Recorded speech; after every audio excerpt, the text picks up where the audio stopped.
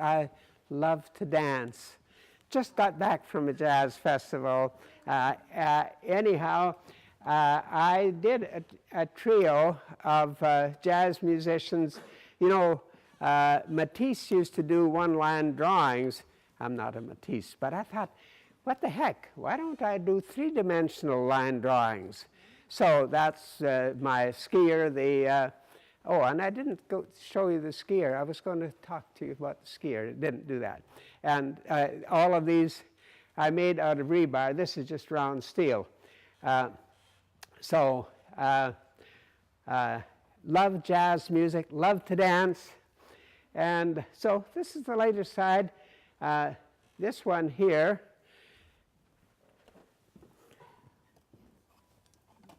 you can't see it, but it's I call it beginnings. And for me, it's the opposing digit of which gave us the power to use thumbs. And that was what started that. And as I said before, at the south end of the church was one of my first ones I did out of a huge log, and I called it Beginnings. That one and this one here were featured on the Knowledge Network on a spirituality series, and Roman Onufrichuk had seen it because he'd come to our house for last year's Ukrainian messages, whatever. Anyhow, so a couple of years later he said, I'm doing this series on spirituality, and would you mind if he knows I'm a little skeptical about this God thing, and so he said, I want to use them in a spirituality series. And he says, would you object? And I said, no, I don't care. You know, I mean, all of our communication between fellow human beings, at least if it's positive, is spiritual. And for me, it's big. So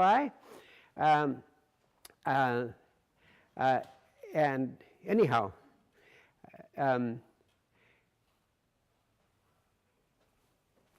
I then, he used this one and the egg-shaped one, the opposing digit, but he particularly liked this one, was featured because he said, if I use any organized religion symbol, then every other church was going to want to have theirs in there too.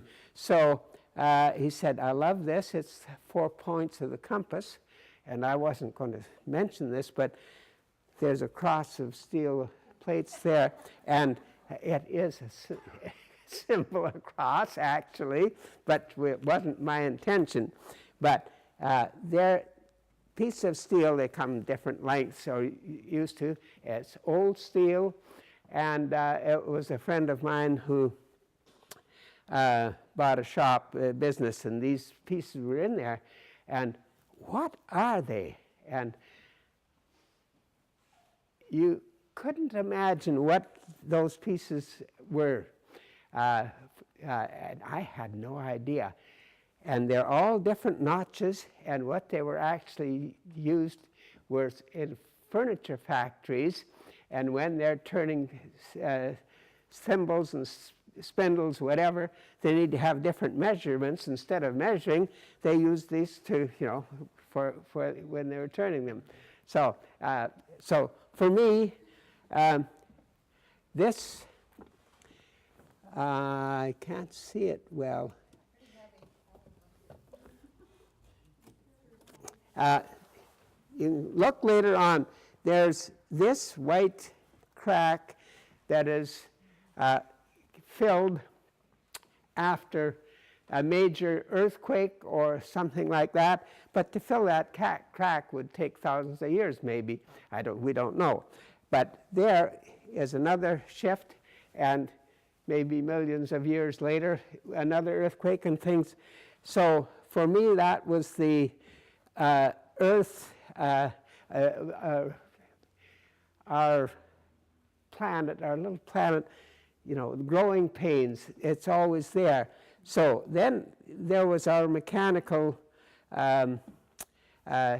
era, and these rocks, two of them are sandstone, two of them are what they used to call Chinese writing stone, because these inclusions weren't quite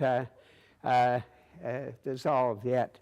And I wanted to have the glass plane to indicate that symbolically we can look back into history, but we can also look forward.